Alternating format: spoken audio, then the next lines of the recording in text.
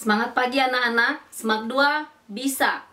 Bertemu kembali dengan Ibu Mary setelah kalian belajar tentang sistem reproduksi manusia. Saat ini Ibu Mary akan mereview kembali tentang gametogenesis dan siklus menstruasi.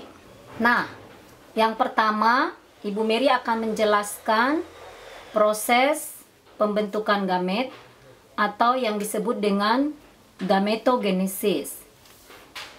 Ini adalah proses pembentukan gamet jantan. Yang ini adalah proses pembentukan gamet betina. Gamet jantan dikatakan pada manusia itu sperma. Untuk yang betina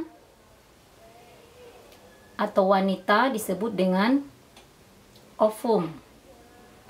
Kita akan lihat perbedaan pembentukan gamet jantan dan pembentukan gamet betina. Gamet jantan, proses pembentukannya disebut dengan spermatogenesis. Gamet betina disebut dengan oogenesis. Ketika bayi laki-laki dan bayi perempuan di dalam kandungan akan dibentuk yang disebut dengan spermatogonium dan oogonium. Nah, kedua sel ini dibentuk setelah dilakukan organogenesis. Nah, sel ini akan mengalami pertumbuhan atau maturasi menjadi spermatosit primer atau oosit primer. Nah, setelah anak laki-laki lahir dan anak perempuan lahir, dia akan tumbuh berkembang, maka dia akan dihasilkan spermatosit primer atau oosit primer secara mitosis. Dari 2N menjadi 2N, 2N menjadi 2N. Nanti kita akan mempelajarinya ketika kita di kelas 12. Tentu kalau naik kelas. Mau naik kelas? Pasti mau ya, kita belajar dengan sungguh-sungguh. Nah, ketika si anak laki-laki atau anak perempuan tadi sudah tumbuh berkembang, pada saat dia mengalami pubertas atau mengalami pertumbuhan seks sekunder, maka pada pria spermatosit primer ini akan melangsungkan pembelahan secara meiosis. Kita lihat satu persatu. Nah, untuk spermatosit primer itu akan membelah secara simetris. Berbeda dengan pada wanita yang mengalami pertumbuhan seks sekunder. Asimetris. Karena ini satu besar, ini satu kecil. Sedangkan ini sama besar. Nah, pada saat meiosis pertama ini terjadi reduksi kromosom atau pengurangan kromosom. 2N menjadi N. N. 2N menjadi N. Menjadi N. Nah, letak perbedaannya adalah kalau pada pria ini dihasilkan dua-duanya namanya sama, yaitu spermatosit sekunder. Sedangkan kalau pada wanita, satu disebut dengan oosit sekunder, satu lagi disebut dengan badan polar pertama atau polosit primer. Selanjutnya akan dilakukan tahapan meiosis yang kedua. Nah, pada spermatogenesis atau pada pria, spermatosit sekunder akan mengalami pembelahan menjadi 4 sel, masing-masing satu ukuran yang disebut dengan spermatid. Jadi ada 4 spermatid yang sama. Sedangkan kalau pada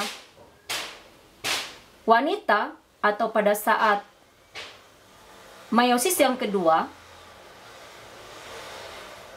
oogenesis, maka oosit sekunder itu akan membelah secara asimetris. Satu menjadi ootit, satu lagi menjadi polosit sekunder atau yang disebut dengan badan polar yang kedua. Sedangkan untuk yang badan polar yang pertama atau polosit primer, ini juga akan membelah menjadi dua secara simetris. Jadi berbeda dengan pembelahan untuk oosit sekunder ini. Yang ini mengalami simetris, sedangkan yang ini asimetris. Berarti pada tahapan ini, di meiosis yang kedua ini, dihasilkan ada masing-masing 4 sel. Kalau pada spermatogenesis, 4 sel ini yang disebut dengan spermatid, ukurannya semua sama. Sedangkan kalau pada oogenesis, satu ootid, badan polar sekundernya menjadi 3. Nah, kita lihat lagi perbedaan yang berikutnya. Masing-masing sel yang dihasilkan dari pembelahan meiosis kedua tadi itu akan mengalami diferensiasi. Artinya, berubah bentuknya, juga fungsinya.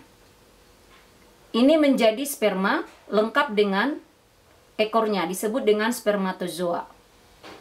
Nanti ini dimatangkan, karena kalian sudah belajar tentang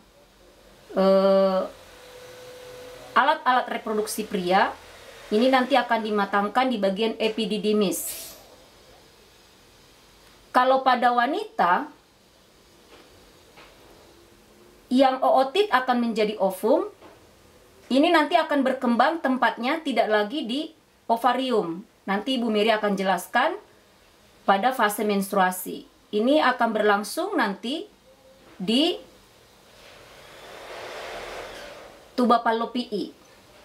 Nah, bagaimana nasib daripada ketiga badan polar sekunder? Nah, itu tidak fungsional. Jadi nanti akan menjadi cadangan makanan bagi si sel ovum. Nah, ini perbedaan antara spermatogenesis dengan oogenesis. Jadi diulangi kembali bahwa perbedaan antara spermatogenesis dengan oogenesis yang pertama itu adalah pembelahan meiosis pertama pada pria simetris selnya, pada wanita asimetris. Kemudian pada pembelahan meiosis yang kedua, spermatogenesis masih mengalami atau menghasilkan sel-sel yang sama. Sedangkan kalau pada oogenesis, ada yang asimetris, ada yang simetris. Jadi ini nanti akan mengalami pembelahan yang simetris tetapi menghasilkan badan polar yang kedua atau polosit sekunder. Perbedaan yang berikutnya ketika terjadi pematangan atau diferensiasi daripada spermatid, itu berubah menjadi spermatozoa atau sperma yang dilengkapi dengan leher dan ekor. Sedangkan kalau pada wanita atau pada oogenesis, ootid akan berkembang menjadi ovum, hanya mematangkan bagian daripada fungsi sel, tidak ada dilengkapi dengan ekor, tidak dilengkapi dengan leher. Kemudian untuk yang badan polar sekunder, ada 3 tadi, itu akan berfungsi menjadi penyedia cadangan makanan selama si ovum itu nanti akan bertumbuh. Perbedaan yang terakhir, spermatogenesis menghasilkan 4 sperma fungsional, oogenesis menghasilkan 1 ovum fungsional dan 3 infungsional atau tidak berfungsi secara gamet. Paham anak-anak?